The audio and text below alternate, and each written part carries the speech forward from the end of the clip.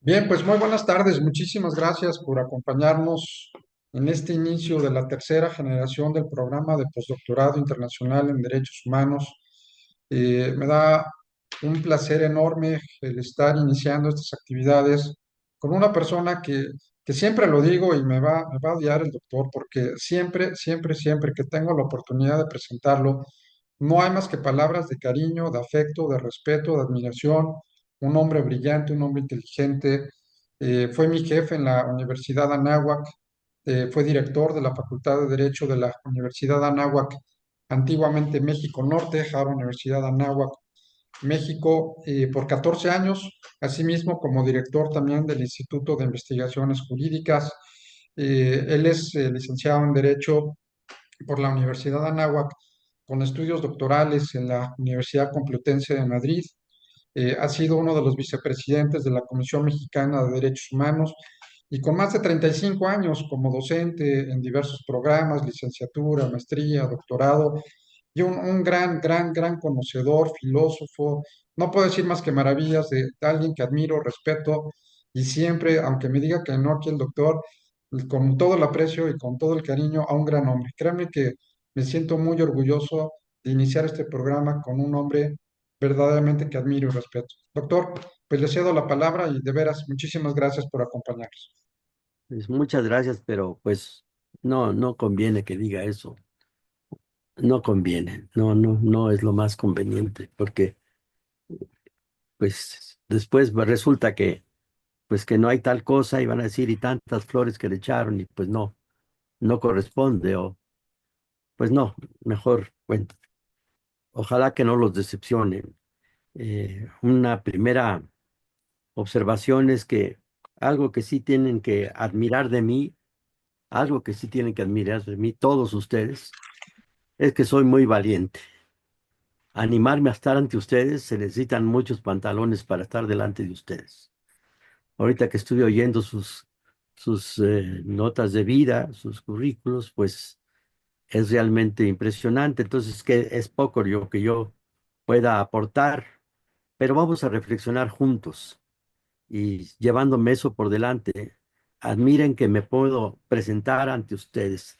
Le agradezco al doctor Arellano su amable presentación, exagerada, pero nace más de su corazón que de su cerebro y tenemos pues más corazón a veces que cerebro y pues las amistades dicen que se conocen en los hospitales, en las cárceles y en las conferencias, ¿no?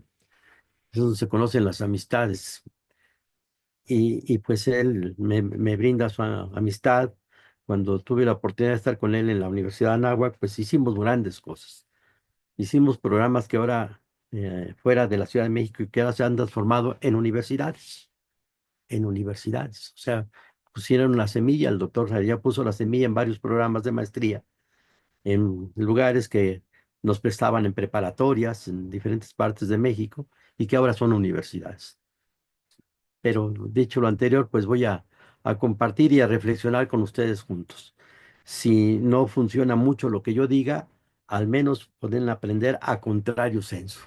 A contrario sensu ya sería algo. Pues quiero compartir, doctor Arellano, quiero compartir la pantalla.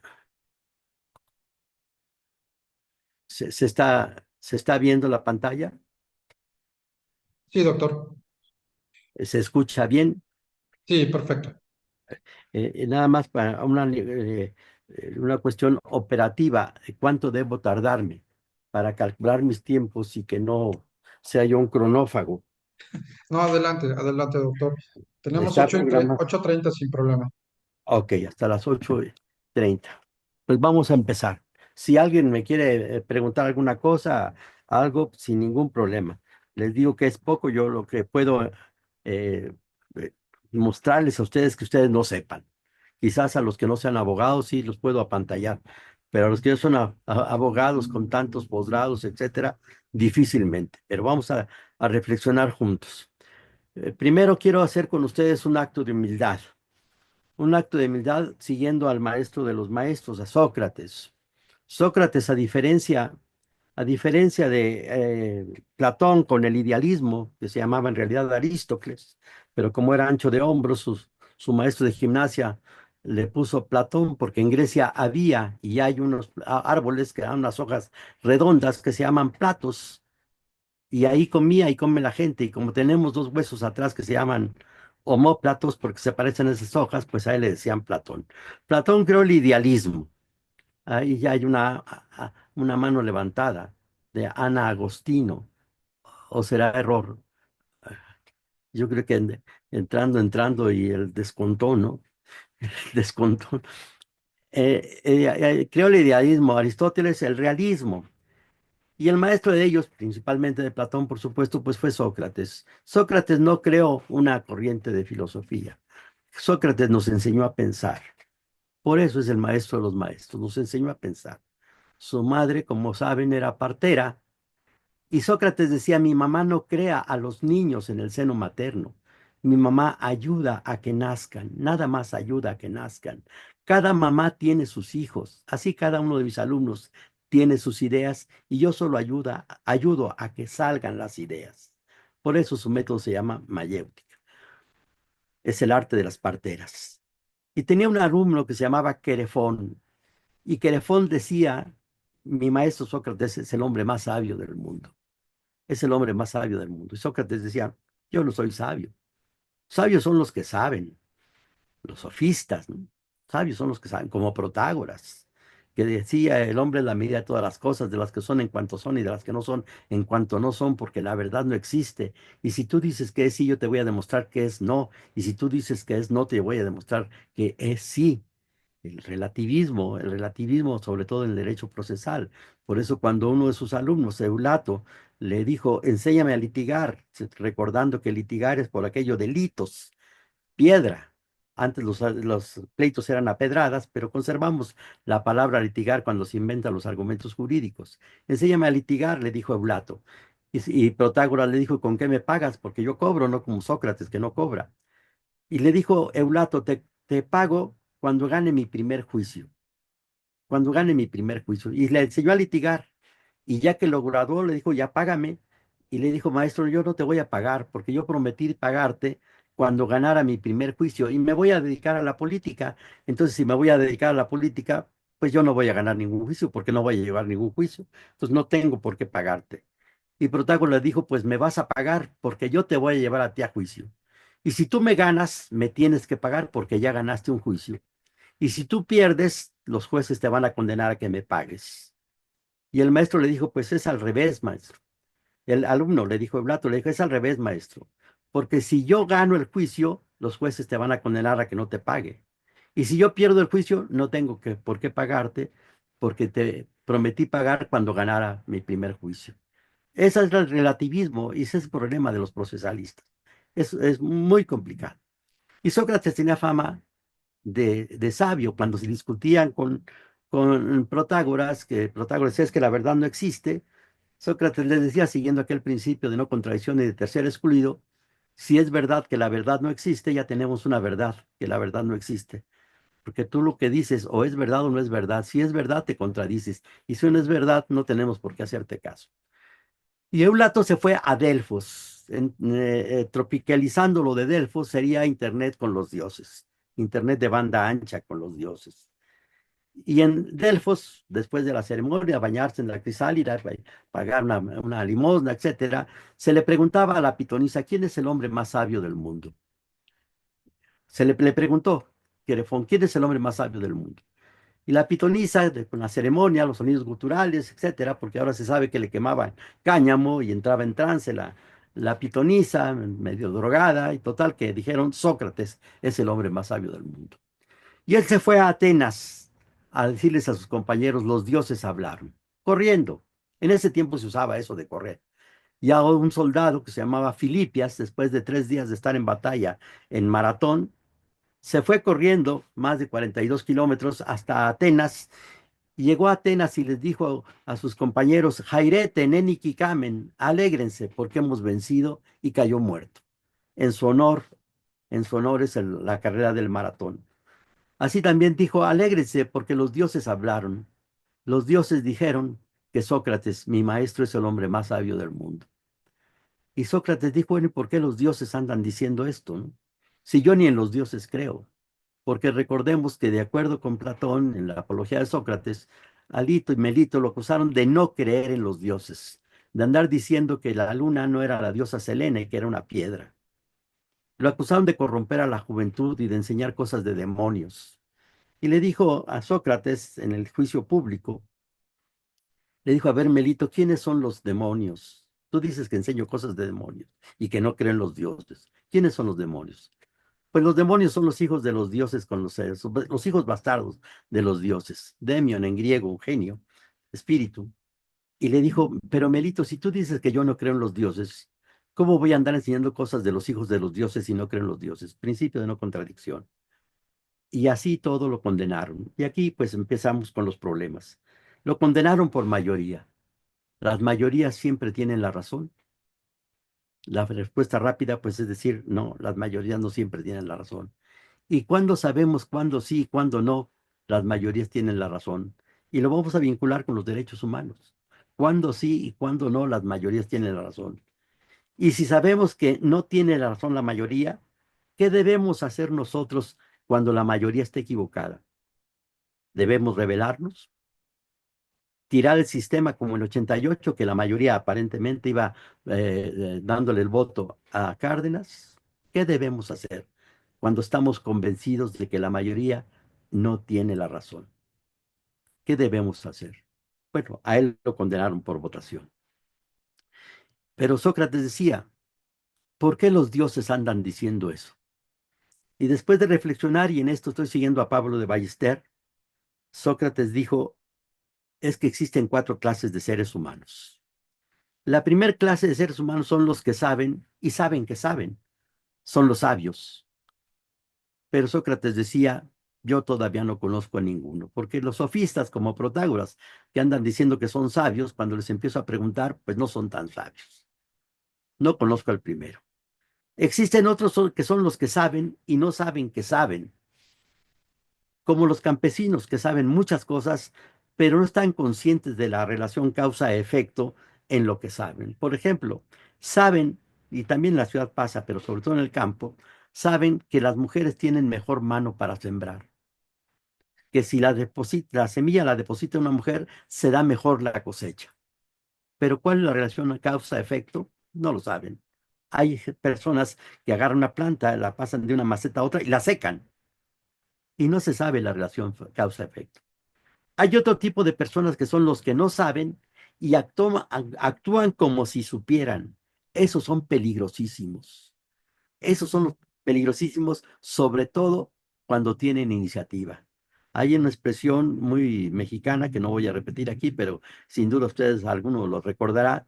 Los que son tontos con iniciativa hacen mucho daño a las instituciones, los tontos con iniciativa. Y finalmente, decía Sócrates, hay otros que no saben y saben que no saben.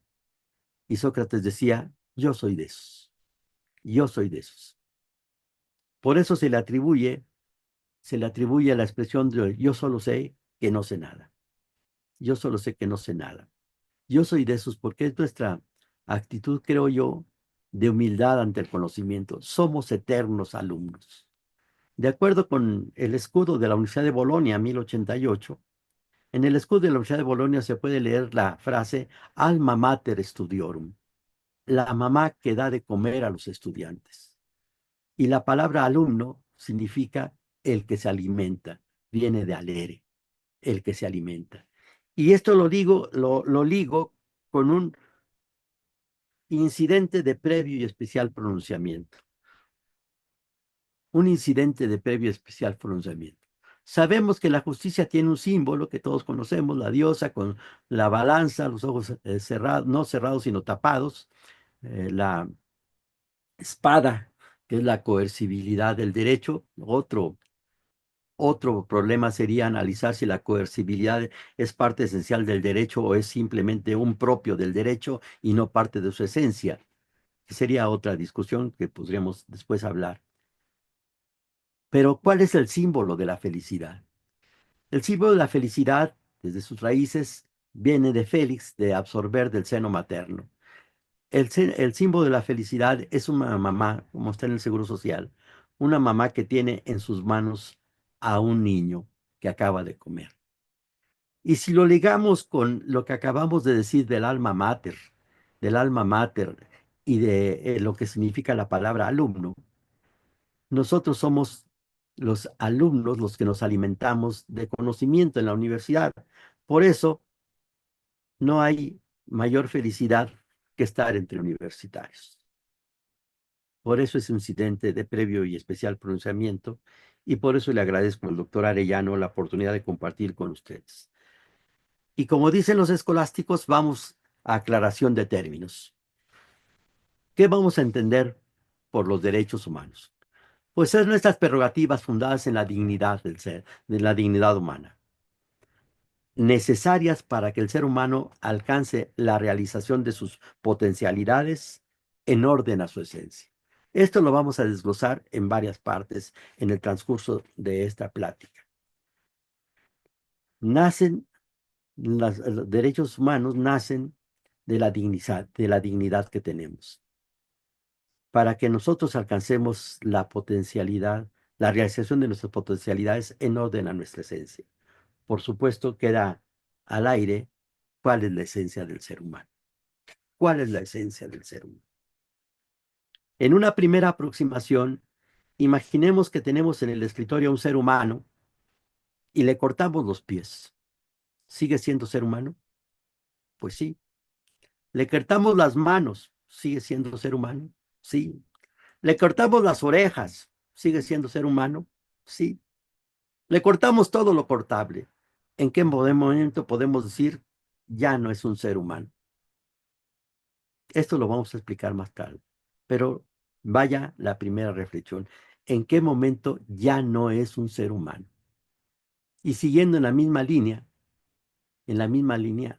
podríamos preguntarnos, ¿qué es lo que hace que un ser sea ser humano? ¿Qué es lo que hace que un ser sea ser humano? ¿Que lo reconozca la ley o que se derive de su naturaleza? Si nosotros decimos que un ser humano es ser humano porque se deriva de su naturaleza, el ser humano, como lo hablaremos también más adelante, es preexistente como ser al orden jurídico positivo. Si decimos que el ser humano es ser humano porque lo dice el derecho positivo, hemos tenido a lo largo de la historia, y aquí también lo hablaremos con más detenimiento, grandes excesos del derecho positivo. Dentro del derecho positivo, pues se daba la esclavitud. Y aunque mil leyes digan que un negro, por el color de su piel, que es un accidente del ser humano, como el sexo, como la edad, son accidentes del ser humano, aunque mil leyes digan que un negro no es ser humano, no por eso deja de ser ser humano. Y de ahí seguimos para hablar que los derechos humanos deben ser reconocidos. Y eso es lo que ya dice nuestro primer artículo de la Constitución. Toda persona tiene los derechos humanos reconocidos por la Constitución y por los tratados internacionales. Y si se reconocen los derechos, esto quiere decir que los derechos son preexistentes al orden jurídico, porque no se reconoce lo que no existe. El ser humano es el que hace al derecho positivo, no el derecho positivo al ser humano. El que es causa de la causa del derecho es el ser humano. El ser humano no es efecto del derecho, es causa del derecho. Una reflexión ligada con esto es pensar, ¿qué pasa cuando un niño no tiene acta de nacimiento? ¿Qué le aporta un acta de nacimiento a un niño? Si tenemos dos niños desprendidos del seno materno, no registrados, uno no registrado y otro registrado, de 23 horas de nacidos, para lo aquello de vivo y viable, ¿qué le aporta? Esto, pues, si estuviéramos en un salón de clase, podríamos armar una discusión sobre eso. Lo mismo podríamos hablar de que, y aquí hay, según oí, personas que saben mucho de derecho penal, ¿cuál sería el bien jurídico tutelado en el delito de exhumación de cadáver? ¿Cuál sería? Todos los delitos, pues en todos los delitos hay un bien jurídico tutelado. Si hablamos del homicidio, pues es la vida. Si hablamos del robo, pues es la propiedad. Pero, ¿cuál sería el bien jurídico tutelado en el delito de exhumación de cadáver? Algún juez me decía, es que es la salud pública. Con todo respeto, le dije, señor juez, eso no puede ser porque si yo exhumo una vaca, se afectaría más la salubridad pública y no es delito. ¿Cuál es? Y tendríamos que llegar a una cuestión metajurídica, que no puede ser alegada en un proceso. Tenemos que respetar, o por eso Doctor, está. Sí, adelante. Alguien interrumpió, falsa alarma. no, sí, perdón, doctor. Ah, Le comentaba que tendría que ser el mismo respeto humano, es decir, la dignidad humana de la persona, ¿no? Del pero ya no es decurios, persona cuando murió. ok. Entonces, ¿qué es lo que el bien jurídico tutelado? ¿Por Pues qué yo, vale más la yo, calavera de Juárez que la calavera del Charifas? yo digo que el respeto a los restos humanos. Pero ¿por qué tenemos que respetarlos? A su memoria, doctor. Pero la memoria es un bien jurídico tutelado. Sí, claro, por la familia. No, no tiene familias, es el Charifas que estaba en el periférico atropellado. Ah, qué horror. Y tenemos, les decía y qué bueno que pregunten, tendría que ser algo metajurídico porque cementerio en griego significa dormitorio. Y tenemos que respetarlos porque van a ir al cielo o al infierno, pero eso es metajurídico. Y ahí el derecho desbarra. Vamos a insistir en esto porque es mucho el material que hay que analizar, es mucho el material. Pero qué bueno que empiecen a preguntar, así que después de la comida es pesado a veces porque la sangre está en el estómago y no en el cerebro. Siguiendo con eso, y no me voy a entretener en las características de los derechos humanos porque pues son muy conocidas y ustedes las conocen perfectamente. Su universalidad, o sea, no hay seres humanos que sí y otros que no. No hay seres humanos de primera ni de segunda. Somos todos, todos, aunque ha habido, por supuesto, muchas dificultades. No son divisibles, son independientes, son integrales, son inalienables, no los podemos pasar a otro lado, a otra persona, no prescriben y son de carácter absoluto. Esto es muy conocido, por eso no me detengo en esto. Pero vamos a analizar esto, los fundamentos, desde tres puntos de vista. Uno, filosófico, fundados en la naturaleza humana, que son inherentes, como dice ahí, se originan en la esencia del ser humano. En el ejemplo que puse del niño o del hombre al que le están cortando los pies, las manos, etcétera, podemos decir no es ser humano cuando muere. Y si ese ser humano deja de ser humano cuando muere, quiere decir que la vida es esencia del ser humano.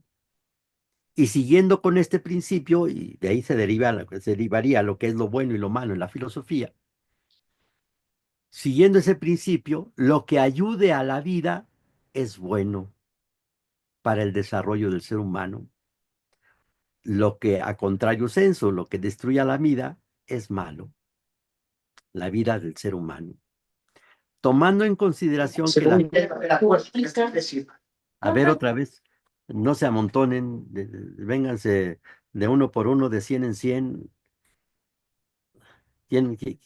¿Alguien quiere preguntar? Bueno, eh, tomando en consideración que la filosofía es la ciencia de todas las cosas, estudiadas por la sola luz de la razón hasta sus últimas consecuencias. La ciencia de todas las cosas estudiadas por la sola luz de la razón hasta sus últimas consecuencias. Y queremos analizar la esencia del ser humano. Esta es una definición clásica y ciencia potestas es el poder que da el conocimiento de la filosofía, ciencia omnium rerum per altísimas causas, natural y ración illumine comparata, llegar hasta las últimas consecuencias. También vamos a hablar del ser humano histórico en relación con los derechos humanos. Cómo se ha ido incorporando en los ordenamientos jurídicos los derechos humanos, cómo nacen, cómo han ido creciendo y a veces hasta se ha abusado de ellos, porque ahora se habla de los derechos también, de los derechos de los animales, se habla de los derechos de los animales. Y si los animales tienen derechos, así lo dice la ley de protección a los animales de la Ciudad de México y que está repetida en varias entidades federativas, dice que los animales que caminen, vuelen o naden tienen derechos. Y si tienen derechos, pues tienen obligaciones. ¿Y cuál sería la obligación de un animal, de un perro que no ladró cuando llegó un ratero?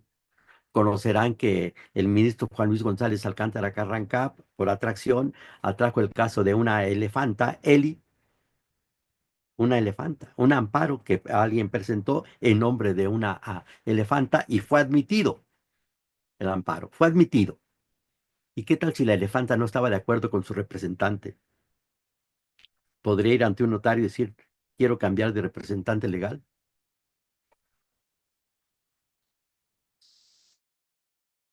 Son excesos, pero ahí vamos. Y luego vamos a hablar desde el punto de vista, pues, que es el más interesante para nuestra mayor parte del público, el fundamento jurídico de los derechos humanos, los problemas graves que ha habido y que hay sobre el desarrollo jurídico de los derechos humanos, llevándolo esto pues a cuestiones ya, si se puede decir así, de ya no de memoria, porque pues ustedes son doctores y en la licenciatura ahora nos preparan para ejercer una profesión. Antes no era así, la licenciatura era la venia docendi, el permiso que daba el rey, el emperador o el papa para dar clases, la venia docendi. No era, no era la licenciatura para ejercer una profesión. En 1806, con la Universidad Imperial, Napoleón Bonaparte retomó de la iglesia la profesionalizar o profesar, porque se profesaban los votos religiosos para una actividad. Y dijo, yo controlo toda la educación, la licenciatura controla la educación y le da el permiso para ejercer una profesión. Después la especialidad nos enseña a saber poco de mucho, pero con la intención de aplicarlo rápidamente. En la maestría nos enseñan a saber poco de mucho, con la idea de también poderlo enseñar, aplicar y enseñar. Y en el doctorado nos enseñan a saber mucho de poco, con la idea de poderlo aplicar, poderlo enseñar y ampliar el conocimiento. Y en el postdoctorado, pues es todavía más ampliar el conocimiento. Por eso, pues ustedes son una élite intelectual de México. Vamos a hablar de los problemas jurídicos que tienen los derechos humanos. Empezamos con el problema filosófico. Según Boesio, el ser humano es una sustancia individual de naturaleza racional. En sus palabras es natura racionalis individa substancia, en la pronunciación italiana del latín, porque como saben hay pronunciación alemana, pronunciación española. Por eso en alemán César es Kaiser. Entonces es una sustancia individual de naturaleza racional. No quiere decir que siempre estamos razonando, ni que todos estemos plenamente usando la razón, no. Significa que nuestra naturaleza es la razón, racionalidad. Filosóficamente la esencia es humana y algunos son la razón de ser lo que ahora llamamos los derechos humanos. Por eso hablaba de la vida. Por eso hablaba de la vida y todo lo que va a rodear al desarrollo de la vida. Por ejemplo, ahora está reconocido en el artículo 4 de nuestra Constitución que dice que toda persona tiene derecho a la alimentación suficiente, nutritiva y de calidad, porque si no tenemos alimentación suficiente, pues no tenemos vida. ¿Y para qué predicar de un ser humano que tiene derecho de tránsito si está muerto? Por eso es el prerequisito de todo lo demás. Pero de aquí viene una pregunta que nos lleva a la de causa-efecto de nuestras acciones, derivada precisamente del concepto filosófico del ser humano, y que es la pregunta que nace cuando el ser humano va teniendo conciencia de sí mismo. ¿Para qué vivimos? Si todas las cosas que nos rodean tienen una causa que pues no conoceremos todas las causas, por supuesto, somos seres muy limitados.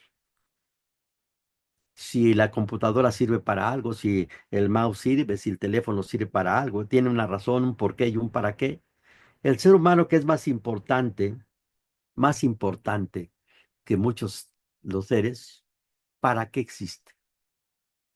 ¿Para qué existe? Y de la respuesta que demos a para qué existimos, depende el curso que le demos a nuestra vida y si muchas personas van respondiendo más o menos lo mismo, se van creando corrientes de pensamiento que se pueden desarrollar en ideologías que después pueden impactar en partidos políticos y por supuesto en las leyes. En las leyes. Un escritor español, Pedro Antonio de Alarcón, allá del siglo XIX, tiene un libro que se llama Cosas que fueron. Cosas que fueron. Y en ese libro hay un capítulo que se llama La Nochebuena del poeta. Él tenía 7 años, un 24, cuando su padre le dijo, 24 de diciembre, su padre le dijo, hoy es Nochebuena y vas a poder convivir con los adultos. Ya eres mayor, tienes ya 7 años. A él le dio mucho gusto. Iba a convivir con los adultos. Iba a usar ya por primera vez pantalón largo. En ese tiempo los niños usaban pantalón corto y cuando crecían les ponían pantalón largo. Y llegó la cena de Navidad y estaban los turrones y estaban los bocadillos, las bocatas, como dicen por allá. Y estando en la cena, la abuela materna empezó a cantar villancicos y cantó uno que dice, que ustedes conocerán, la noche buena se viene, la noche buena se va y nosotros nos iremos y no volveremos más. Y nosotros nos iremos y no volveremos más. Y aquel niño empezó a reflexionar sobre eso. Nosotros nos iremos y no volveremos más. Y pensó, entonces quiere decir que mi abuela se va a morir. Y mis papás van a ser abuelos y se van a morir. Y yo quizás llegue a ser papá, abuelo y me voy a morir. Y todo se acaba como se acaban los leños en la chimenea. Todo se hace cenizas. Entonces, ¿para qué vivo? ¿Para qué vivo si todo se acaba? ¿Qué va a ser de nosotros dentro de 1000 años? Dentro de 1 millón de años. Ni el recuerdo. Aquí donde está cada quien, cada uno de nosotros. ¿Qué va a pasar dentro de 1000 años? ¿Cómo será la sociedad si es que existe para entonces? Y aquel niño empezó a llorar porque no podía responderse para qué vivía. Su papá lo vio llorando y le dijo, ya está, yo creía que ya estabas grande, pero sigues siendo un niño, vete a dormir. Y en sus memorias, este escritor dice, a lo mejor yo era un adulto porque me pregunté, ¿para qué vivo? Y hay varias respuestas posibles. Unos dicen, vivimos para alcanzar el poder y retenerlo. Y ahí está Nietzsche y su hermana, ¿no? ¿Por qué medios vamos a alcanzar el poder? Por el que sea. Y ahí está Maquiavelo, ¿no? Alcanzar el poder y retenerlo. Y ahí está la operación Manitas, la operación Ratón Loco, la operación Tamal en sus dos versiones, y todo vale con tal de alcanzar el poder y retenerlo. Medios lícitos o ilícitos. Pero Perdón, yo, sí, ¿cuál es la operación Tamal? tiene dos versiones, a saber, versión primera, que a los que llevan a votar les dan tamales. Versión segunda, que las boletas previamente adquiridas en forma ilegal las hacen en forma de tamal y las depositan en las urnas. Y la operación Carrusel también, pues podríamos explicarla, pero ya nos desviaríamos, ¿va? Pero sí hay muchas, es tecnología de fraude electoral, muy, muy interesante. Gracias. De nada. Otros dicen, no, vivimos para obtener dinero. Y entonces, pues, admirable el mocha orejas, ¿no? Que tenía maletas y maletas de dinero. El, el chino ese que tenía pacas y pacas de dólares. Y por eso se puede decir, vale, Fobapro, iPad. Si lo que tenía el chino, que todos lo recordamos, que lo calculamos aritméticamente, lo que tenía el chino alcanzaría para más de 40 torres gemelas en Fobaproa. No, no el dinero del chino, sino lo de Fobaproa. Más de 40 torres gemelas. Alcanzaría para más de 80 campos de fútbol llenos de dinero. Y nadie está en la cárcel por eso. Y es legal. Al principio no era legal porque el subsecretario Werner no tenía facultades para comprometer el presupuesto nacional, pero después vino la ley del IPAB y se legalizó por un voto, pero se legalizó. Ahora es legal. Vivimos para obtener dinero. ¿Y qué importa que si yo tengo una tarjeta de crédito de un banco español y lo meto en España y saco dinero y me cobran 8, 7, 8 por ciento anual? Y la misma tarjeta la meto aquí en México y me cobran el 40 o el 60, hasta el 60% de intereses. Y el señor Botín, el dueño de Santander, decía, de México es de donde saco más dinero del mundo. Pero bien, para tener dinero. Y lo más mismo decía BBV, Bancomer, vivimos para tener dinero. Otros dicen, muy ligado al anterior, vivimos para el placer. Y entonces, pues legalicemos las drogas, ¿por qué nada más la marihuana? Legalicemos la heroína, la morfina, el fentanilo, ¿por qué no? Vivimos para gozarla, ¿por qué me limitan? Recordarán que la Suprema Corte de Justicia dijo que se valía la marihuana porque era la autodeterminación de cada quien, era su libertad. Y si es mi libertad, ¿por qué me obligan a llevar un cinturón en el coche? Para que no me estrelle contra el parabrisas, pero si es mi libertad y yo quiero estrellarme, ¿qué les importa? Si ahora que ha habido terremotos, una casa está fracturada y ponen esas cintas amarillas, es mi casa y yo quiero entrar y me van a decir, no puede usted entrar. ¿Por qué no? Porque se está cayendo. ¿Y qué? Es mi autodeterminación. ¿A usted qué le importa? Legalicemos todo porque vivimos para el placer. Otros dicen, no, vivimos para sufrir y para hacer sufrir, los masoquistas, los sádicos. Jesús Masó, que gozaba con las cosas sexuales cuando le pegaban, ¿no? O el Marqués de Sade. Por eso dicen que cuando se encontraron en la otra vida el Marqués de Sade con Mazoc, Jesús Mazoc le decía al Marqués de Sade, pégame, pégame. Y el Marqués de Sade decía, no te pego para que sufras. O vivimos para hacer justicia por medio del respeto a los derechos humanos. Decían los clásicos, hágase justicia aunque se hunda el universo. Pero ese ser humano, ese que es nosotros, ese ser humano, ese ántropos, en griego es más fácil, porque giné es mujer, andros es hombre, y ántropos, ese ser humano. Ese ántropos, que somos todos nosotros, tiene una gran carga de bondad. Todos nosotros somos buenos. Todos nosotros somos buenos, muy buenos. Somos capaces de los más grandes sacrificios, todos nosotros. Pero también todos nosotros somos malos. Aunque conozcamos lo bueno, en ocasiones no lo hacemos.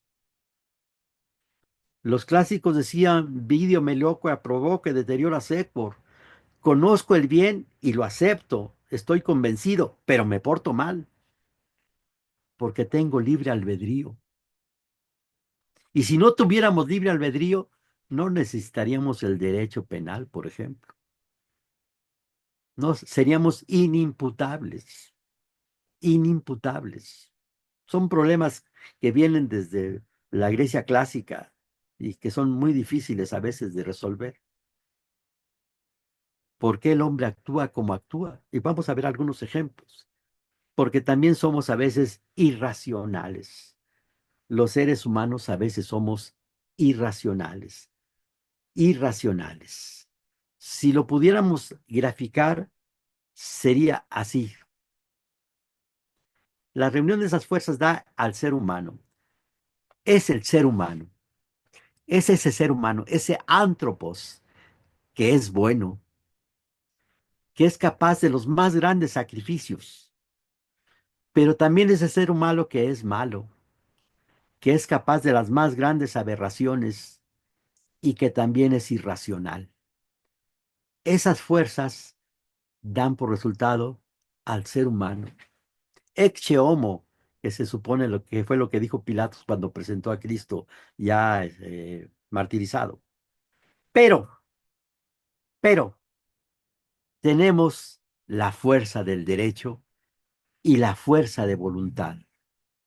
Y por la fuerza del derecho y por nuestra fuerza de voluntad, a nuestro yo irracional lo podemos tener en el puño y podemos alejarnos de la maldad y acercarnos a a la bondad.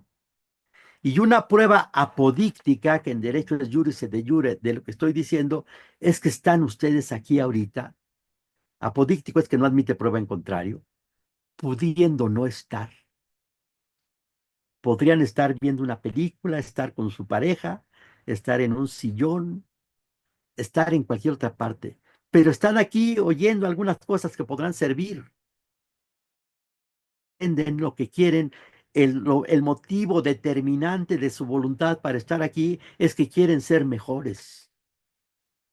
Por eso dejan a un lado la irracionalidad y ponen un puño en la maldad porque quieren ser mejores. Pero el ser humano tiene esas tres fuerzas. Prueba, siguiendo aquello de que el que afirma prueba. Vean este caso. Esta es una fotografía, 1863. Imaginen a esta persona cuando estaba recién azotado, haciendo la aclaración que era dentro de la ley, dentro de la ley. Imaginen cómo estaba la espalda de esta persona cuando lo azotaron. ¿Qué tenía que tener en, en su yo interno el que lo estaba azotando? ¿Qué tenía que tener para dejarlo así? Veamos otro caso. Estos negros casados en África, de acuerdo con la conferencia de Berlín de allá de 1895, los europeos más Estados Unidos se repartieron África sin la presencia de ningún africano. Estaba Alemania, Francia, Inglaterra, Estados Unidos, Portugal, etcétera, pero no los africanos. Y se repartieron África. ¿Con qué derecho? Ahora nos dan clases de moralidad, ¿no? ¿Con qué derecho? Imaginemos a esa persona de la derecha que ya parece de mayor edad, que estaba en su tribu, con su familia, con sus compañeros, y llegan los civilizados europeos, lo pescan, amarran así como está amarrado y lo llevan con tantas dificultades al otro lado del mar para venderlo como animal. ¿Qué hay en el ser humano para hacer eso? Esto no es información privilegiada, es de un periódico. Venta de animales. Se vende una negra criolla, joven, sana y sin tacha, muy humilde y fiel, buena cocinera, con alguna inteligencia en lavado y plancha, y excelente para manejar niños en la calidad de 500 pesos. Luego se vende un hermoso caballo, dentro de la ley. Más allá, este es un formato de papelería.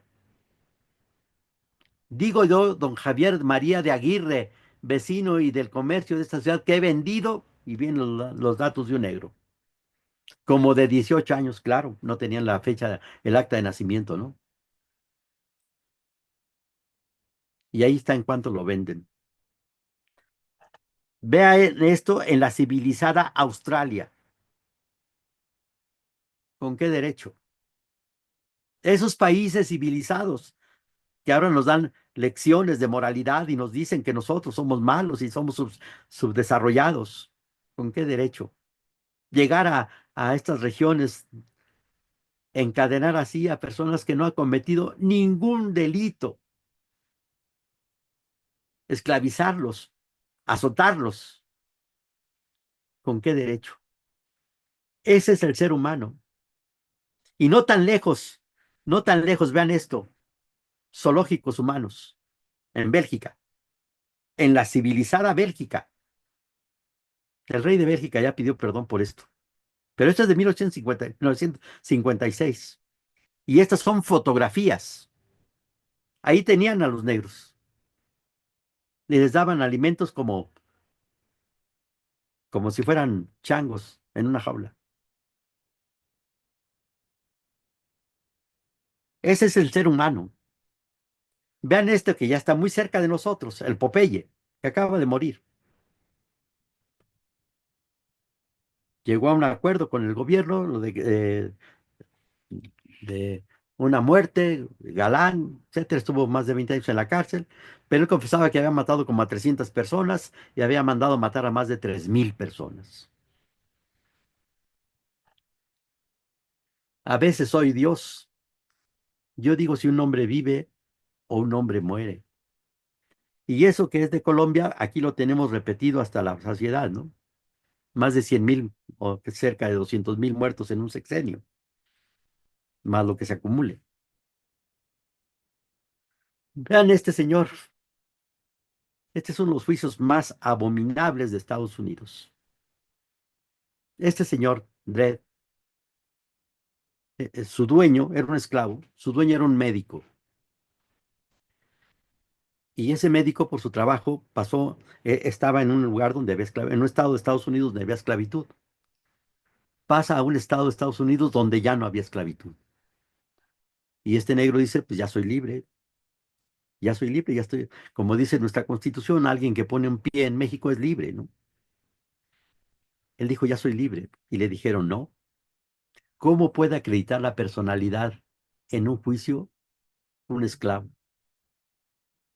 Sería largo hablar de todo el proceso, pero llegó al proceso. El dueño se murió, viene la esposa, etcétera. Es largo, largo. Pero el asunto va escalando hasta que llega a la Corte Suprema de Estados Unidos, a la Corte de Justicia de Estados Unidos.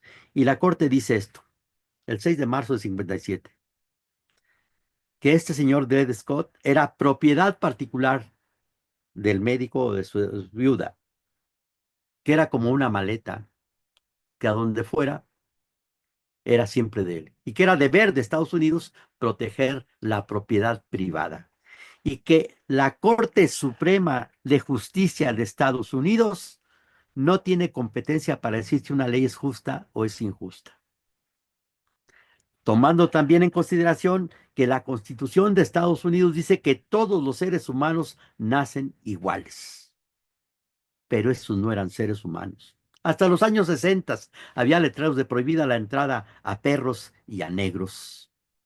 Es famoso aquel caso de Jesse Owens que Hitler no saludó después de una carrera. Pero le preguntaron, y está en YouTube las entrevistas, le preguntaron cómo se siente usted en la Alemania nazi, ¿no?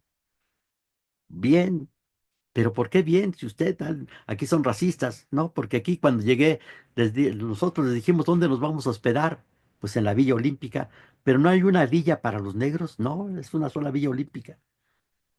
Es que en Estados Unidos no podemos dormir con los negros en las mismas villas.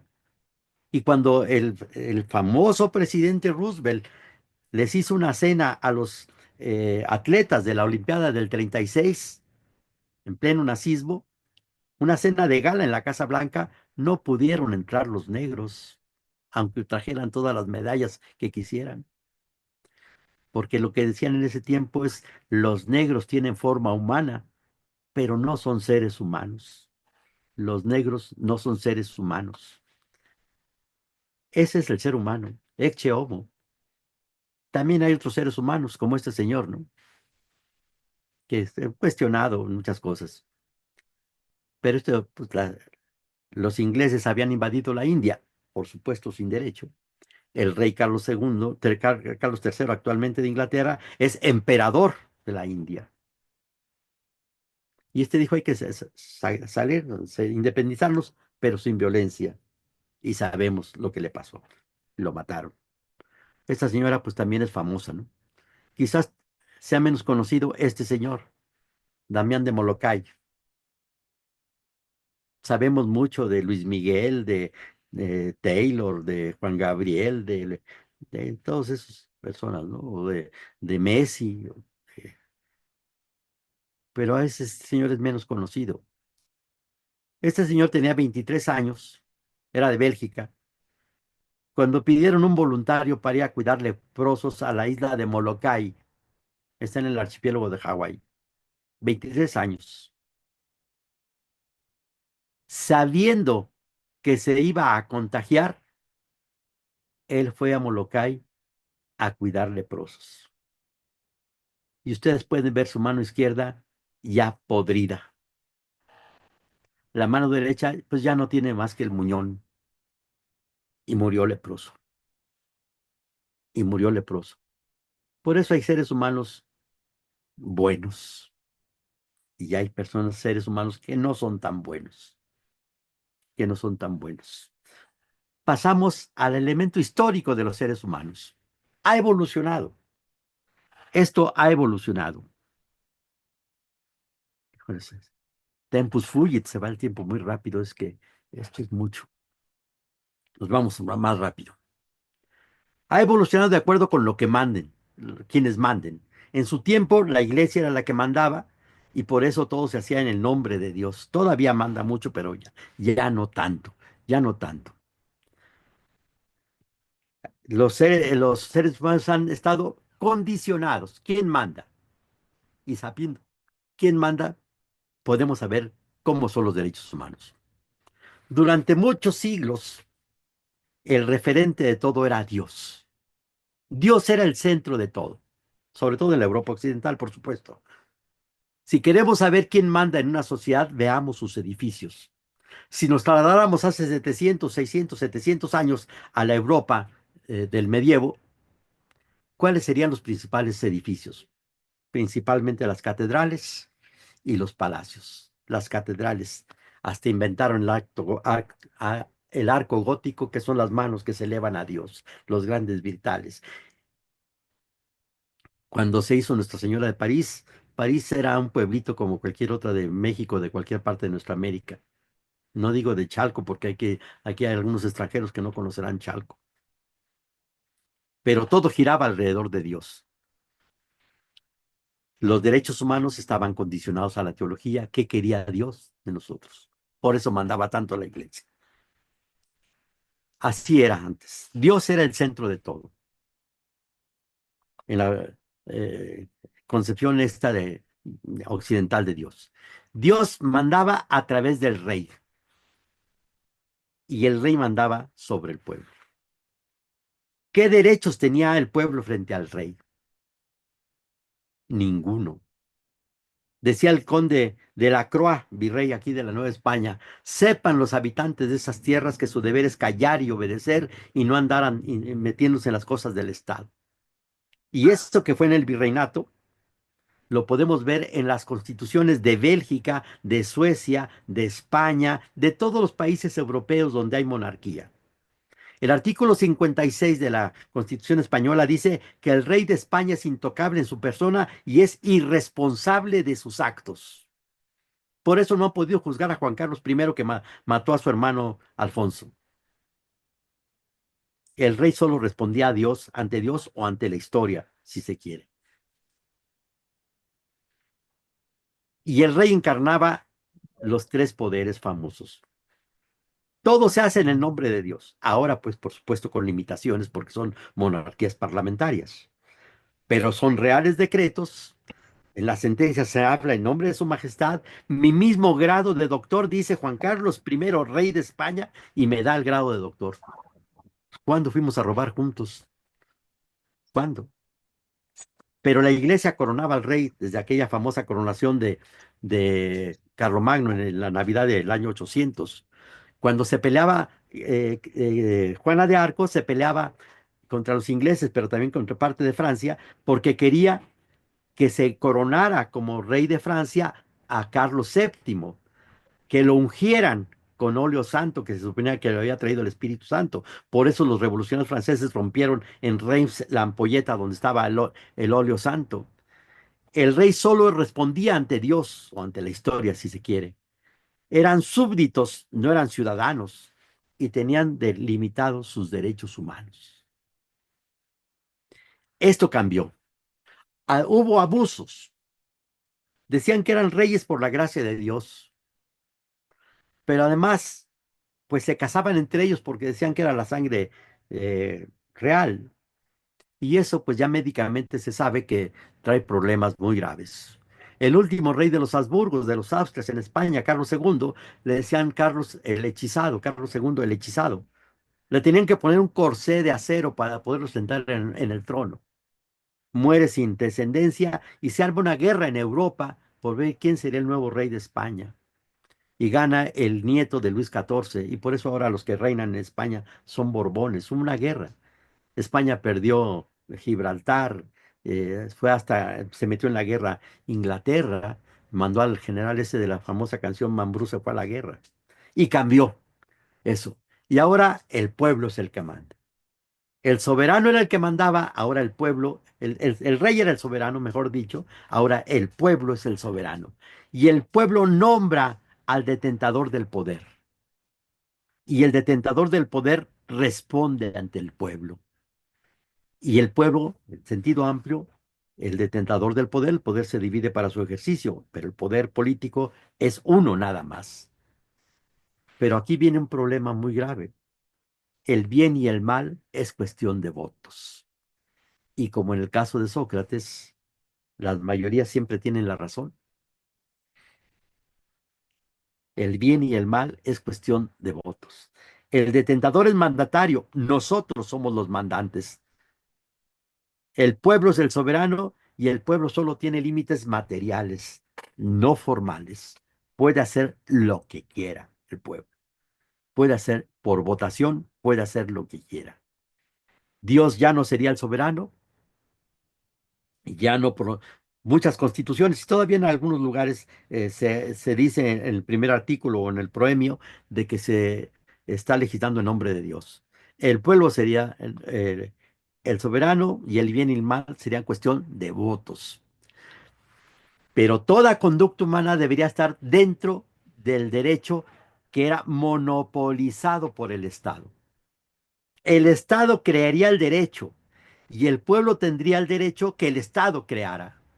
Por eso nuestra Constitución decía hasta 2011, en los Estados Unidos mexicanos todo individuo gozará de las garantías que otorga la Constitución, en sus dos significados de garantía como derecho y como garantía de proceso. El Estado tiene el monopolio del derecho legislado, no del derecho sin apellidos, no del derecho sin apellidos. Y esto, estamos hablando de la historia, viene así.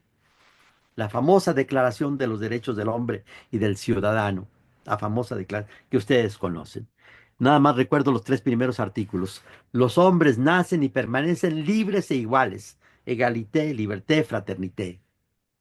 Por eso ahora ponemos C antes de nuestros escritos, ciudadano. En los lugares estos donde todavía hay monarquías, tienen que ponerle ilustrísimo señor, excelencia, un montón hay hasta manuales para saber cómo dirigirse a una persona, a un, a uno de los de la monarquía, su majestad, ¿no? Su majestad. A un rector se le tiene que decir magnífico señor rector. Aquí ya no, todos somos iguales. El principio de toda soberanía reside esencialmente en la nación. Es nada más un ejemplo, pues no es el caso de poder nombrar todo. Esta es una persona quizás menos conocida. Olimpia se llamaba. Olimpia. Esta redactó el texto de los derechos de la mujer y de la ciudadana. ¿Y qué le pasó a esta? Estuvo en contra de la ejecución de Luis XVI y a ella también la guillotinaron. Todos somos iguales, pero no tan iguales. Con todo respeto por la Revolución Francesa, que fue un gran avance, por supuesto. Aquí está la Declaración de los Derechos de la Mujer y la Ciudadana. Se opuso, pero ella decía, los hombres y las mujeres nacemos iguales, tenemos los mismos derechos, y la guillotinaron.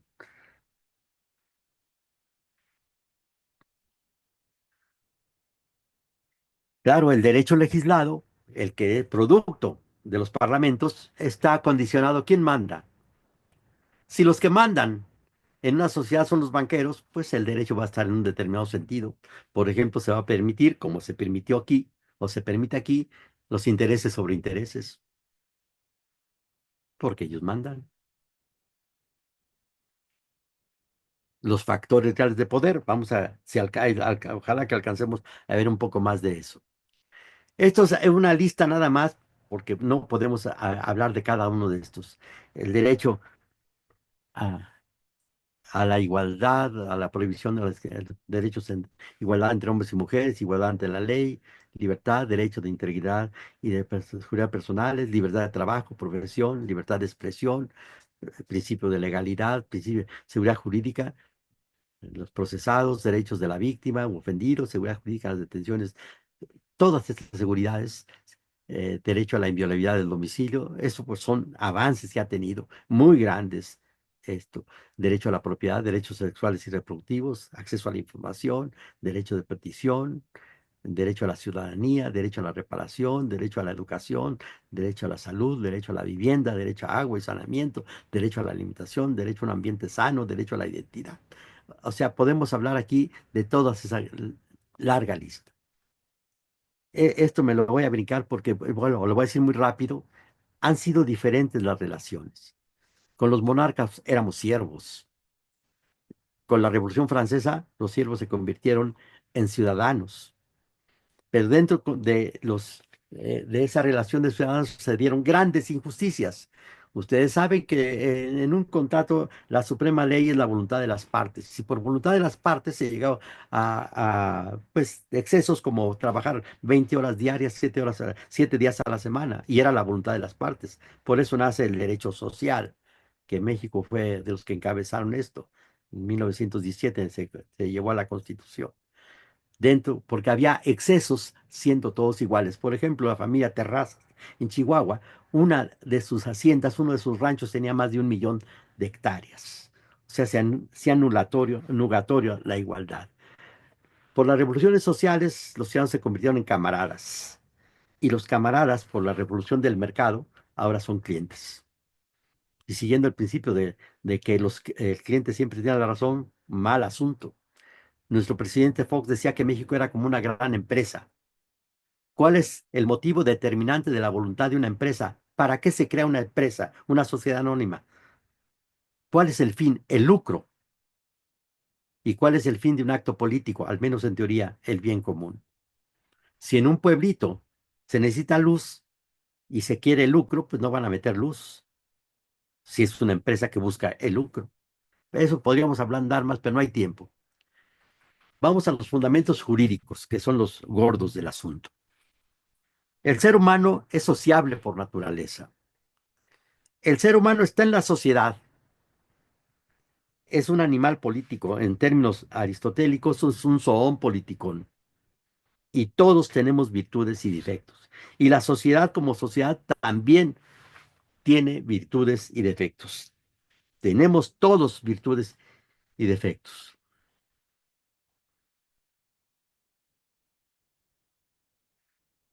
El artículo primero de esta Constitución, ya lo habíamos mencionado, ahora reconoce los derechos humanos. Y si se reconoce, es que son preexistentes al orden jurídico positivo. Sobre esto vamos a ahondar. ¿Qué sería de un Estado si no se respeta la justicia, si no se lucha por la justicia y por los derechos humanos? ¿Qué distinguiría un gobierno que no luche por la justicia de una banda de delincuentes? Serían exactamente lo mismo. Y esto no lo digo yo, hay muchos autores, Hobbes y otros muchos han dicho esto que estoy escribiendo aquí. Y vamos a entrarle a la parte, al meollo. Para demostrar que los derechos humanos están en el fundamento del derecho, el derecho sin apellidos, vamos a plantear una aporía. Aporos en griego significa camino sin salida. Aporos, camino sin salida. Como el deulato con Protágoras, o como los que hacía Oscar Wilde cuando decía, los buenos consejos solo sirven para no tenerlos en cuenta. ¿Ese era un buen consejo o no era un buen consejo? Los buenos consejos solo sirven para no tomarlos en cuenta. ¿Era un buen consejo o no era un buen consejo? O cuando en Grecia se decía, todos los cretenses son mentirosos, yo soy cretense. ¿Está diciendo la verdad o no está diciendo la verdad? Vamos a una aporía. ¿Por qué debemos obedecer al derecho positivo si en última instancia todo derecho positivo nació de un hecho ilegal? Esa es la aporía. Demostremos la mayor. Es cierto que todo derecho positivo en última instancia nació de un hecho ilegal y esto es en todos los países del mundo, en última instancia. Si empezamos con nuestro México, aquí tengo varios ejemplares de la Constitución, porque la estamos cambiando continuamente. ¿Cómo nace esta Constitución? Si la leemos al principio dice Constitución Política de los Estados Unidos Mexicanos que reforma la Constitución de 1857. Así lo dice expresamente esta Constitución. Así lo dice expresamente. Y dice, Venustiano Carranza, primer jefe del ejército constitucionalista encargado del Poder Ejecutivo General de Estados Unidos Mexicanos, y da la Constitución. La Constitución de 1857, que esta Constitución dice que reforma, decía en su artículo 127 que es copia, o el actual es copia, el 135 es copia del 127, decía cómo se puede reformar la Constitución, el constituyente permanente o poder reformador, 2/3 de los diputados, 2 de senadores y la mitad más uno de las legislaturas de los estados. Ahora se agregó la Ciudad de México. Aunque no es expresamente lo que dice, porque dice 2/3 de los individuos presentes en el Congreso de la Unión. Carranza respetó eso. Tenía facultades Carranza para convocar un Congreso Constituyente de acuerdo con la Constitución de 1857. Evidentemente no. Él era gobernador de un estado. El estado lo autorizó, pero un estado tiene autoridad formal para comprometer a todo el Estado mexicano para hacer una nueva constitución. No, el propio Carranza reconoce en su convocatoria al Congreso que no está siguiendo lo que dice la Constitución de 57. Él mismo lo reconoce, que se está basando en la soberanía popular, no en la Constitución. Y si nos vamos a la Constitución de 57, es resultado de la Revolución de Ayutla. Y si nos vamos para atrás, la de 47 también, la de 42 también tuvo problemas, la de 36 que es centralista, dicho sea de paso, porque es parte de nuestro yo, de nuestra idea de federación. Dice el 39 de la Constitución que podemos modificar en cualquier momento la forma de gobierno. La pregunta sería, ¿podemos reformar la forma de Estado? Entendiendo que por formas de gobierno, monarquía o república, y formas de Estado, Estado central o Estado federal. Podemos cambiar de ser una república a ser una monarquía, pero no podemos cambiar de ser una república federal a un Estado centralista, porque presumimos de que el pacto federal está hecho por estados libres y soberanos, y la soberanía es irrenunciable. ¿Pero será cierto eso? El artículo 47 de la Constitución dice que se crea el estado de Nayarit. Entonces se da el absurdo lógico de que la federación crea al estado que va a crear la federación. Pues ¿cómo? O todavía más la leyenda de Aguascalientes. Si ustedes ven el escudo de Aguascalientes, tiene una característica especial porque los zacatecos, la Guardia Nacional de Zacatecas, se rebeló contra el gobierno federal. La Guardia Nacional eran los ejércitos de los estados. Se rebeló contra el Ejército Nacional.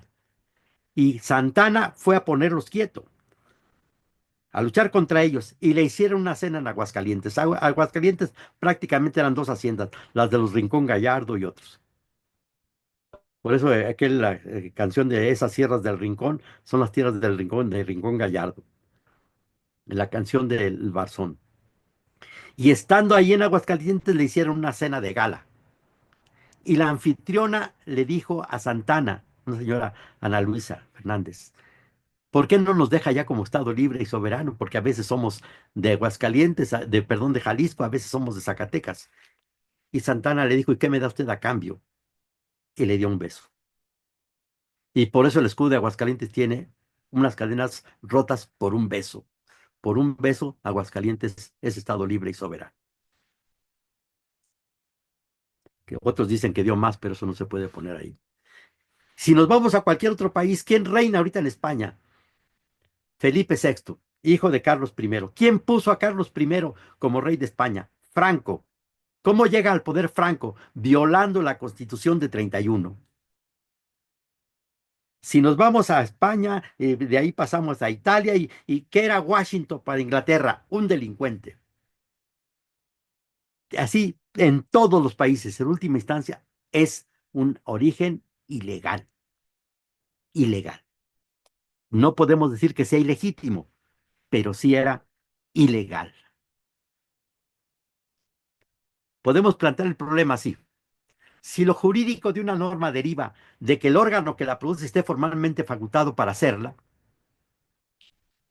¿cuándo y cómo se produjo la transformación de las normas no jurídicas en normas jurídicas? Si el constituyente de Querétaro no tenía facultades de derecho positivo para actuar. Porque es evidente que el derecho positivo, como lo conocemos ahora, no siempre ha existido. Había normas, pero no eran de derecho positivo como lo conocemos ahora. ¿Cuándo se da, que yo llamo, pidiéndole permiso a otra, a la escolástica, la transustanciación? Imaginemos que en un examen de alumnos de licenciatura en Derecho, el examen consiste en clasificar normas, normas así en general. Y en el centro del salón están un montón de normas, así amontonadas las normas. Y en la orilla del salón hay cajas. Y una caja dice normas de trato social. Otra caja dice normas morales. Otra dice normas religiosas. Otra dice normas políticas. Otra dice normas jurídicas. ¿Qué debe decir una norma para decir esta es jurídica? El examen consiste en que el estudiante agarre una norma y la ponga en el cajón adecuado. Agarre una norma que dice no comas con las manos en una cena de gala. Norma de trato social. Agarre otra norma que dice ve a misa los domingos. Norma religiosa. Agarre otra norma que dice apláudele al jefe a que diga una tontería. Norma política. ¿Qué debe decir una norma para decir esto es jurídico? Una respuesta positivista decía que haya pasado por el proceso legislativo. Pero el primer proceso legislativo, ¿quién le dio validez? Y sobre esto se nos está acabando el tiempo, pero voy a brincarme cosas. Para salvar esa dificultad, ¿cuál es el origen? Porque no es fácil resolver eso. Cuando lo no jurídico se convierte en jurídico. Hay una tesis que es la naturalista, que dice es que hay un orden jurídico anterior al orden positivo. Eso nada más traslada el problema y no lo resuelve. Hay otro, que es Fernando Lasalle en aquellas famosas conferencias de qué es una constitución. Y dice que la constitución es simplemente la expresión de los factores reales del poder. Esa es la constitución, la expresión de los factores reales del poder. Pero si esto fuera válido, si en los factores reales del poder están los esclavistas, el orden jurídico lo va a justificar, como vimos en el caso del negro este de Dredd. Y si, de acuerdo con esa posición de Fernando Lasalle, sería un perfecto Estado de Derecho, aunque se permitiera la esclavitud. Por eso, cuando Kelsen y los demás, y los positivistas, tuvieron el problema de la Segunda Guerra Mundial, tuvieron que reconocer que el Estado nazi era un Estado de Derecho. Y entonces, lo que mencionaba del negro. Viene la quizás más famosa, la de Kelsen. Dice Kelsen que una norma jurídica si fue elaborada siguiendo el proceso legislativo con independencia de su contenido. Kelsen dice que la justicia, y aquí tengo el libro de qué es la justicia de Kelsen, no tiene nada que ver con el derecho. Aunque pues hay una contradicción en los términos, porque justicia viene de jus stare, en última instancia, que quiere decir vivir en el derecho. Kelsen dice que todo viene de una norma hipotética fundamental. Una norma hipotética fundamental, y de ahí se deriva todo. Él da por válida esa norma hipotética fundamental y de ahí se deriva todo. Es la norma cuya validez no puede derivar de otra norma superior. Eso es lo que dice Kelsen. Da por supuesto que la norma existe y de ahí parte toda su teoría. Eludió Kelsen, eludió, por lo que razón que haya sido, el problema de la aporía que plantea. Y afirmó que los valores nada tienen que ver con el derecho, porque el derecho es continente, no contenido. En realidad, Kelsen hizo una teoría pura de la ley, no una teoría pura del derecho. Confundió la ley con el derecho. Y aquí viene la pregunta fundamental. y que alguna vez se la hicieron a Kelsen. Un señor Fernando Vázquez Pando se la preguntó y dijo, si me apuran mucho, la norma hipotética fundamental es el derecho natural. Con eso se cayó toda su teoría. ¿La norma hipotética fundamental es jurídica o no es jurídica? No hay tercera posibilidad, tertium non datur. O la norma hipotética fundamental de donde nace todo, ¿es jurídico o no es jurídica? Pongámoslo en una hay muchas pirámides, ya no podemos mencionar de cómo ha cambiado esta pirámide en relación a la interpretación que se ha hecho del artículo 133 de la Constitución, diciendo que primero que los tratados internacionales eran como leyes federales, luego dijeron que las leyes federales y locales estaban por abajo de los tratados internacionales, luego dijeron que estaban abajo de las leyes generales, y luego con la reforma de 2011, que los derechos humanos pueden estar a la misma altura de la Constitución y eventualmente por el principio pro persona estar por arriba de la Constitución, pero la Corte dijo que cuando hay contraposición hay que estar a lo que diga la Constitución. Esto ya no alcanzamos a verlo. Pero así sería la jerarquía positiva. Y aquí estaría la norma hipotética fundamental. Y de ahí derivaría todo. Esta norma hipotética fundamental o es jurídica o no es jurídica. No hay otra opción. Y si es jurídica, ¿de dónde nace su positividad? Sería una escalera al infinito en términos aristotélicos, sin categoremático. Por eso no es sostenible esto. Esta norma o es, esta norma jurídica fundamental, hipotética fundamental, o es jurídica o no es jurídica. Y Kelsen simplemente dijo, yo la doy por válida y de ahí se deriva todo. Aquí vienen las pirámides que les digo. Siguiendo esta teoría, pues Gustav Radbruch, que era más kelseniano que Kelsen, maestro de Heidelberg, dice que si dentro del derecho positivo se cometen grandes injusticias, como fue el caso del derecho nazi, hay que recurrir al derecho supralegal. Y eso de recurrir al derecho supralegal, pues cae todo, se cae todo el positivismo. Se tuvo que violar el derecho positivo para que los aliados juzgaran y condenaran a los vencidos en Nuremberg. Se tuvo que violar. Se hicieron juicios especiales, se hicieron tribunales ex post facto, se hicieron leyes retroactivas y se juzgó. ¿Y el derecho positivo dónde quedó? El derecho nunca puede ser injusto. El derecho sin apellidos. La ley sí. Y hay y ha habido muchísimos casos en que la ley es injusta. Leibniz decía, un derecho justo es una tautología, es contradictorio. Derecho injusto es contradictorio. Es como decir una recta curva. Y un derecho justo es una tautología, una recta derecha. Se han cometido injusticias, me lo brinco ya, lo dijimos. Si el gobierno no actúa buscando el bien común, entonces sus actos son ultravires, son más allá. Me brinco más cosas para llegar a una pirámide, porque no me nos va a dar tiempo. Aquí están las pirámides de, de las modificaciones que ha tenido la Suprema Corte sin modificar el 133 como lo ha reinterpretado. Así estaría ahora la pirámide, y la pirámide que yo sostengo sería la siguiente. Por encima de todo está el ser humano. El ser humano, ese antropos, ese ser sociable por naturaleza, crea el poder legítimo. Y digo político legítimo cuando respeta valores. Y ese poder legítimo crea la Constitución y de ahí viene todo. Porque el ser humano crea la ley, no la ley al ser humano. El ser humano crea la ley. Y terminamos con una teoría que también es de mi cosecha, y denle el valor que sea. Es por medio de una asíntota, para cómo entender estas aporías, cómo entender estas contradicciones que estamos viviendo y que se han vivido a lo largo de la historia, cómo entenderlas.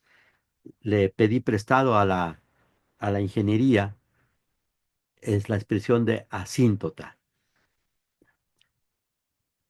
Para entenderlos mejor, El ser humano busca vivir en una sociedad en la que haya justicia, busca la felicidad. Acaba de pasar el día de la felicidad. El ser humano busca, este es Aristóteles. Claro, los caminos para buscar la felicidad pueden cambiar, pero en general solo un enfermo no querría vivir en una sociedad donde haya justicia. Si seguimos el imperativo categórico kantiano, ¿qué pasaría si él dice, pórtate de tal forma que tu forma de comportamiento pueda ser elevado a norma universal de conducta? ¿Qué pasaría si en una sociedad todos fueran asesinos, si todos fueran rateros? Entonces podemos sacar normas universales de que matar es malo, de que robar es malo. Para alcanzar la felicidad, el hombre ha creado el derecho positivo. Ese derecho responde a las ideologías, a los factores del poder, a la moral, a muchas cosas responde ese derecho positivo, a los valores de la sociedad. Pero cuando dentro del derecho se cometen injusticias, históricamente el ser humano ha hecho pedazos el derecho positivo. En el famoso juicio a Luis XVI, la Constitución Revolucionaria de 1791 decía que la persona del rey es sagrada y es intocable. La persona del rey es sagrada y es intocable. El abogado defensor dijo eso, mi cliente es sagrado, es intocable. Y el fiscal y los diputados, San Just, entre otros, dijeron, por encima de lo que diga la ley está la voluntad del pueblo. Por encima está la voluntad del pueblo. Y rompieron el derecho. Cuando se hace la Revolución Rusa, no se está cuestionando si los Romanov tienen o no legalidad para estar en el trono. Por medio de Kerensky y demás, rompieron el derecho. Un régimen puede ser legítimo aunque sea ilegal. Aunque sea ilegal, puede ser legítimo. ¿Qué pasa ahorita en Chile? Pinochet y las Fuerzas Armadas, la Marina y la Fuerza Aérea, él era del ejército de tierra, dan el golpe de Estado en septiembre, allá en 72. Dan golpe de Estado. Rompen el derecho. Y están muchos años, están muchos años en el poder y hace una constitución. Y la constitución que rige actualmente en Chile es la constitución que hizo Pinochet. Entonces, y han querido modificarla y pues no ha sido posible. Esto lo podríamos graficar así. Asíntota es una recta a la que se le acerca infinitamente una curva, pero nunca llegan a tocarse. La curva y la recta nunca llegan a tocarse. La recta vertical sería lo que nos hace caminantes de la felicidad, buscadores de la felicidad. Buscamos la felicidad. La recta horizontal nos lleva a la selva. Ese justo natural, siguiendo a Cicerón, es lo que los dioses pusieron en el corazón de todos los seres humanos. Por eso lo pongo entre comillas. Es una expresión de Cicerón. Los antivalores nos llevan a la selva. Y en la selva, pues el que manda es el más fuerte, no el que tiene la razón. Una gacela no podría decirle al león con qué derecho me estás matando.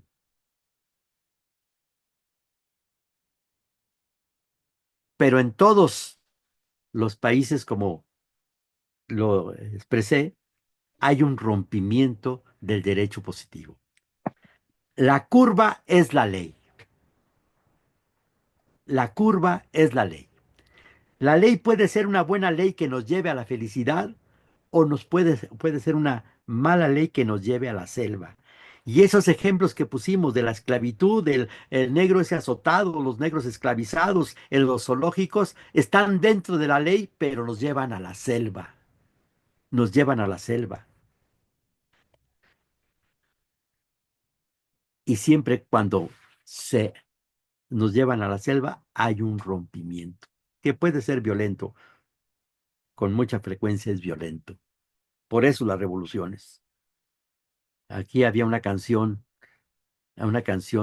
allá en los años 50 que decía, porque hay ingratas, por eso hay ebrios, porque hay tantos eh, excesos, por eso hay rompimientos.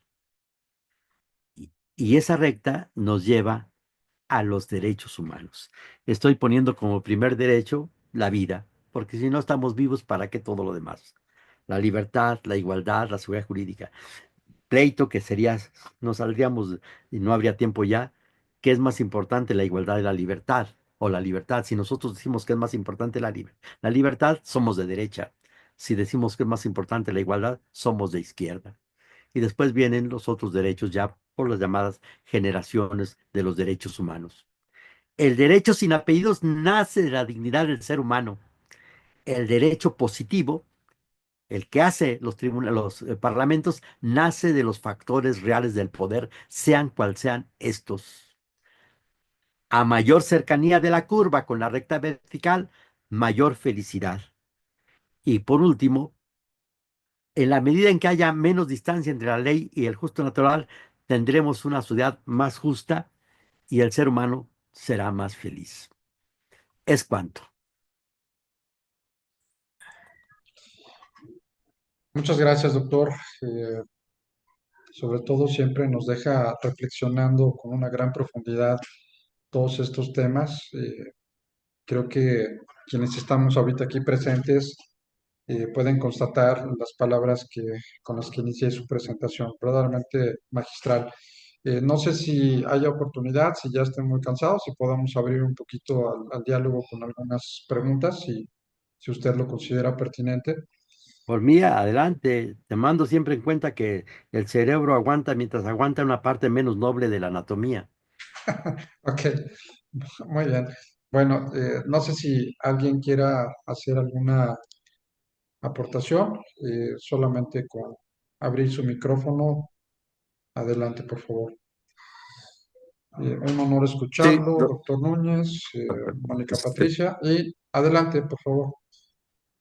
sí, gracias, muchas gracias. Pues bueno, saludarles con mucho gusto. Escuché con mucha atención al doctor.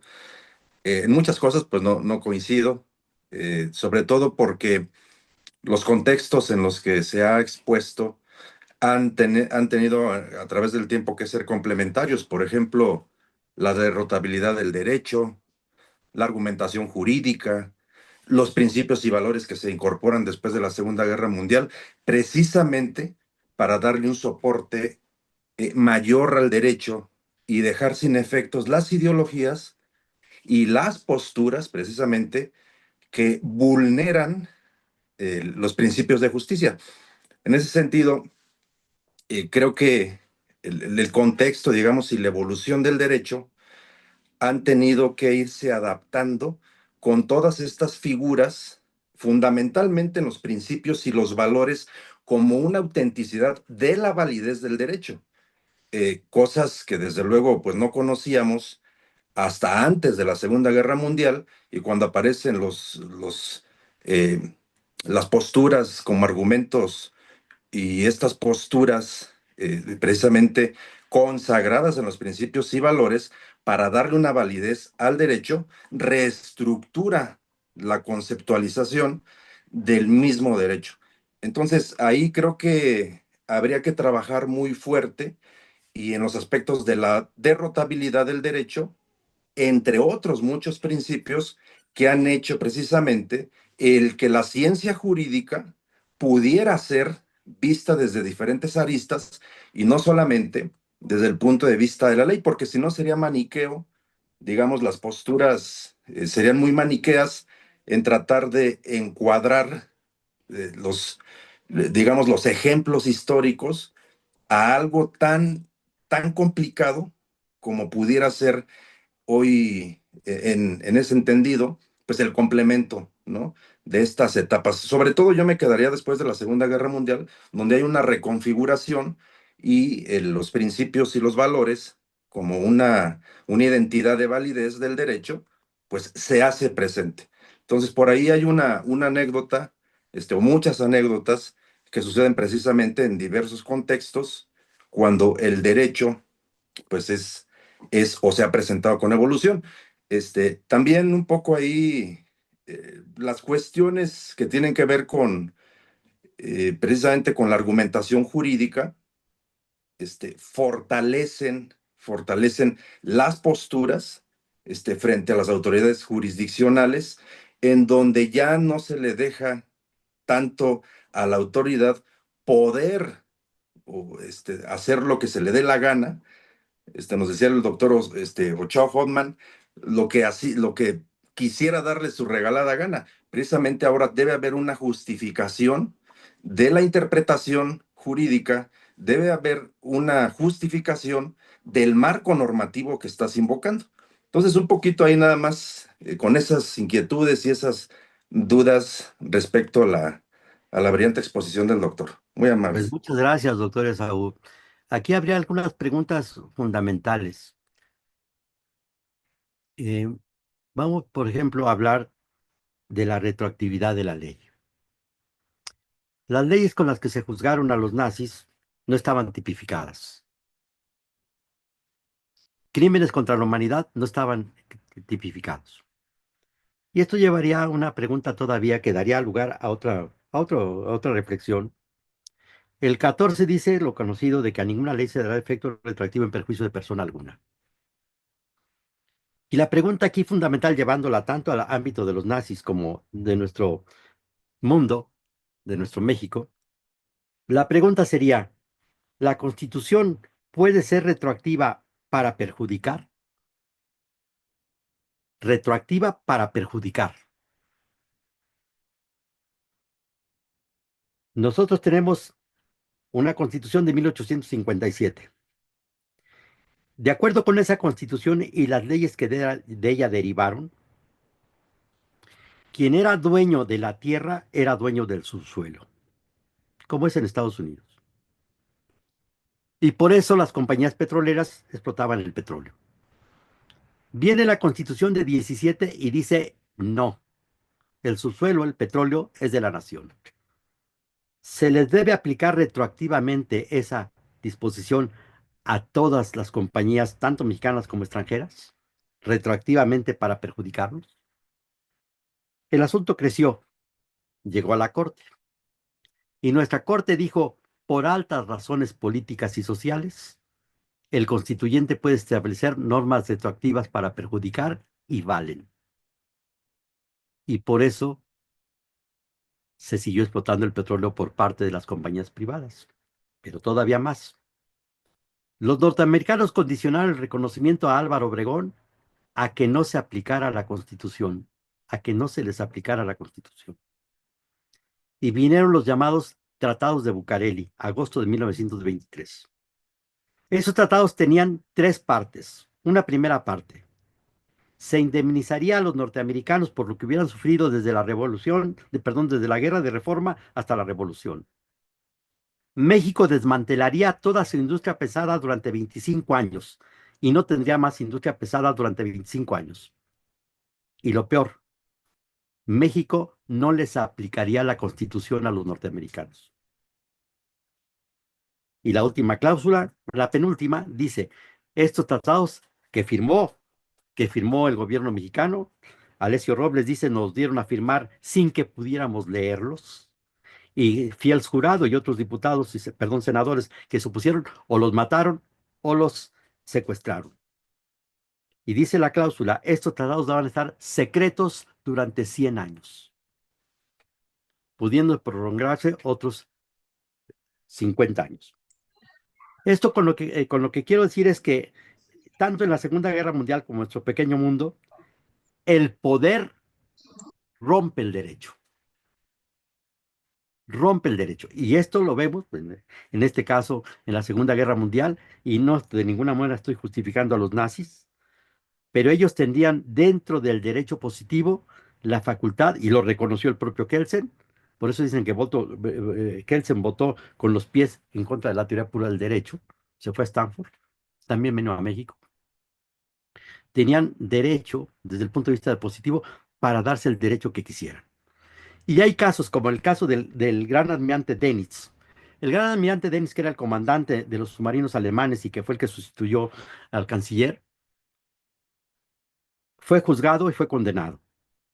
Entre otras cosas porque había dado la orden de que cuando un submarino hundiera un barco, no saliera a rescatar sobrevivientes. En el juicio Él, su abogado, dijo, sí, mi cliente dio esa orden porque cuando hundieron a tal y a tal barco salieron a rescatar sobrevivientes y los bombardearon. Pero, pero, el almirante Nimitz dio una orden exactamente igual. ¿Por qué a mi cliente lo condenan? Y Nimitz es de los que están de jueces. Y el fiscal dijo, es que estamos aquí para juzgar a los vencidos. Entonces, ¿el derecho dónde queda? Pensar que Truman, el que lanzó las bombas atómicas, dijo, yo los acuso a ustedes porque son criminales de guerra, ¿estaba legitimado para condenarlos? Stalin, y aquí en la náhuatl vino 2 veces Gorbachov y nos dijo que Stalin había matado a más de 20 millones de personas. ¿Estaba legitimado para condenar a los nazis? Es el poder. Y el poder es como las redes. Los peces pequeños se pasan por ellos y los grandes las rompen. Las rompen. Y lo que estamos viendo, y usted tiene mucha razón, hay que argumentarlo. Y vienen todas las clases de argumentos, son más de 20 clases de argumentos. Y vienen también un montón de clases de falacias. Y usamos muchas falacias.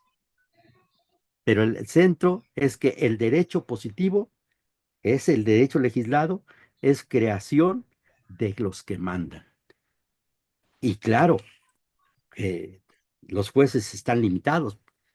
Juventino B. Castro nos decía, yo soy ministro de la Corte y nunca me vienen, de la Suprema Corte de Justicia, y nunca me vienen a pedir justicia, me vienen a pedir legalidad.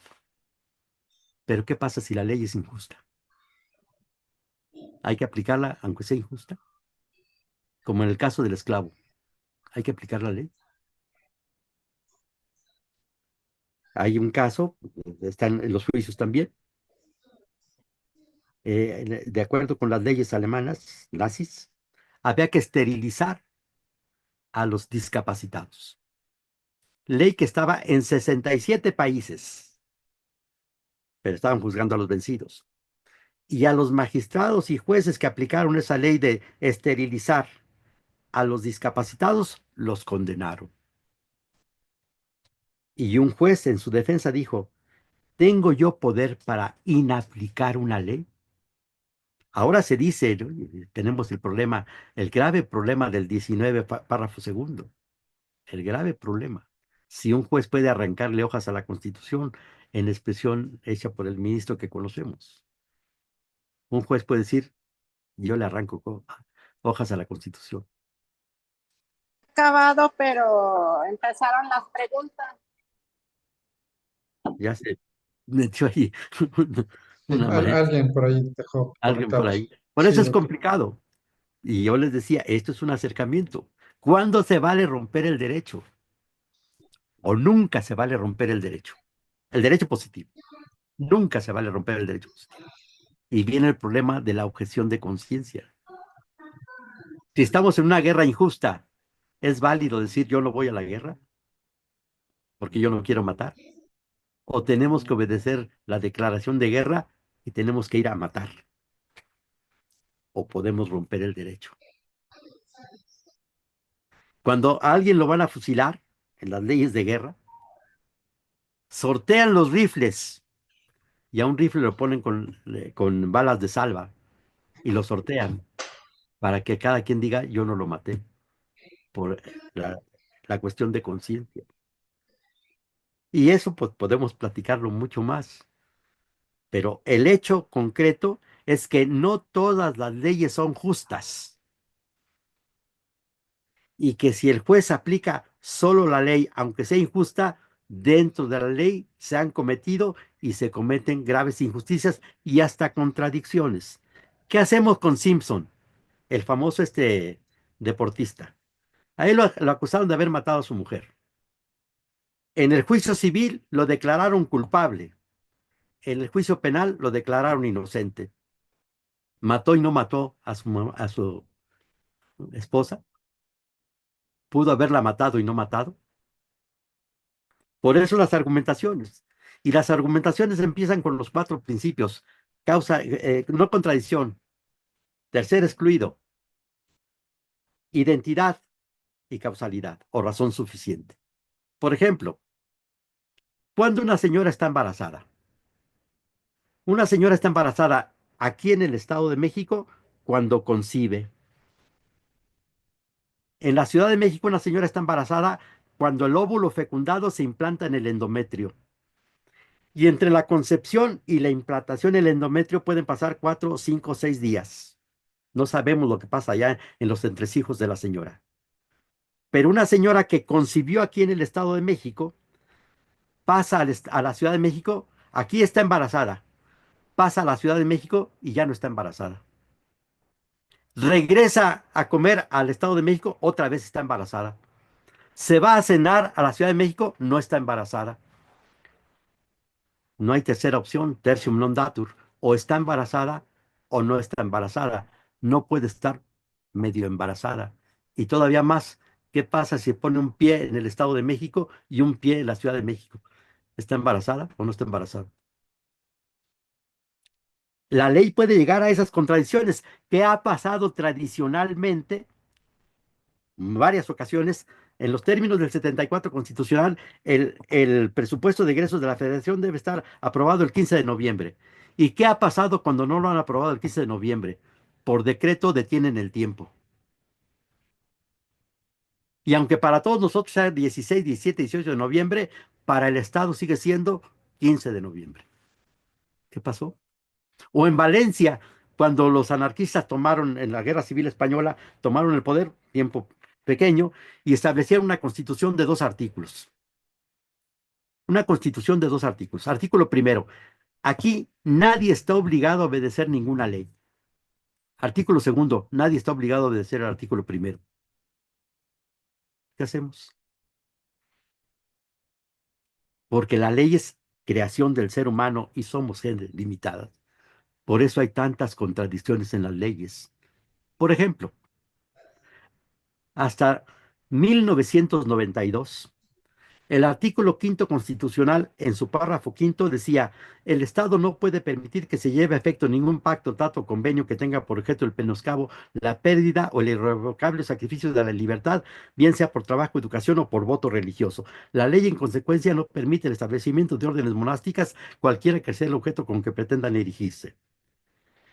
¿Cuál es el común denominador de pacto, trato o convenio? Acuerdo de voluntades. En consecuencia, prohibían el voto religioso. En un voto religioso, ¿entre quienes está el acuerdo de voluntades? Si una persona dice, prometo no casarme, ¿quién es la contraparte? El acuerdo de voluntades. Es Dios. Y en los términos del pacto comisorio, podemos exigir el cumplimiento forzoso del contrato o la indemnización por daños y perjuicios. ¿Demandamos a Dios? Eso era derecho positivo constitucional. Pacto por voto religioso. ¿Quién es la contraparte en el voto religioso? Es una declaración unilateral de la voluntad. Porque el derecho positivo puede llegar a absurdos.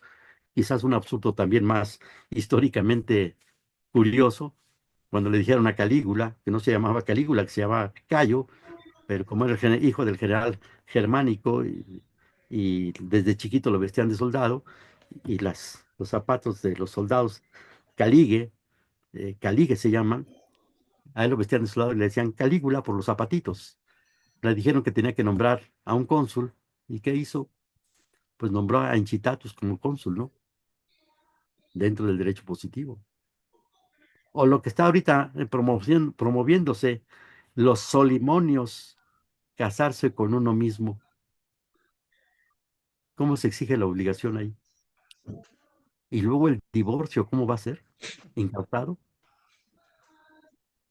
Por eso hay que argumentar para que las bases jurídicas sean muy sólidas. Muy sólidas. Tiene usted razón. Hay que argumentar. Hay que argumentar. Pero ya me extendí demasiado. No, al contrario, siempre un gusto, doctor. Aquí en el chat hay algunos comentarios finales. Mónica Patricia Campos Villasenor, que también es egresada a Nahua, que le manda muchos saludos. ¿A quién, Eh, quién? Mónica Patricia Campos Ah, Villasenor. cómo no. Cómo no, eh, Mónica Patricia, hija muy grandes recuerdos de de Patti, ¿cómo no? Sí, Grandes por recuerdos. aquí está con nosotros. Bueno, atenta a su ponencia. Un honor escucharlo. Saludos, querido doctor Núñez. La doctora Adela Valleja, gran ponencia, nos lleva a una reflexión muy profunda. La doctora Verónica Cabeza, qué maravilla escuchar al doctor Núñez Ochoa. Nos lleva a una gran reflexión. De verdad estoy muy emocionada por participar en esta tercera generación del postdoctorado. La doctora Laura Quiroz, excelente y clara conferencia, muchas gracias. Y también otro común amigo de muchos años, el doctor David Pastrana. Gracias, ¿Cómo doctor no? Núñez, excelente ponencia. Muchas gracias, doctor Pastrana. Grandes recuerdos con el doctor Pastrana. También trabajamos juntos, con los Pues amigos. doctor, un placer verdaderamente Igualmente, escucharle y pues sí. Y de gracias, verdad, un lujo haberlo doctor escuchado. Esaú, por su comentario. Gracias. Voy a seguir preparándome. Gracias. Gracias. Gracias a Muchas ustedes y gracias, doctor Arellano. gracias, Gracias. doctor, y muy buenas noches a todos y a todas. Que Gracias. descansen. Un Buenas abrazo noches. para todos. Así Gracias, se doctor. saluda el Gracias. inter. Así se Muchas saluda. gracias, buenas noches. Buenas Muchas noches. gracias. Cambio y fuera. Gracias, doctor.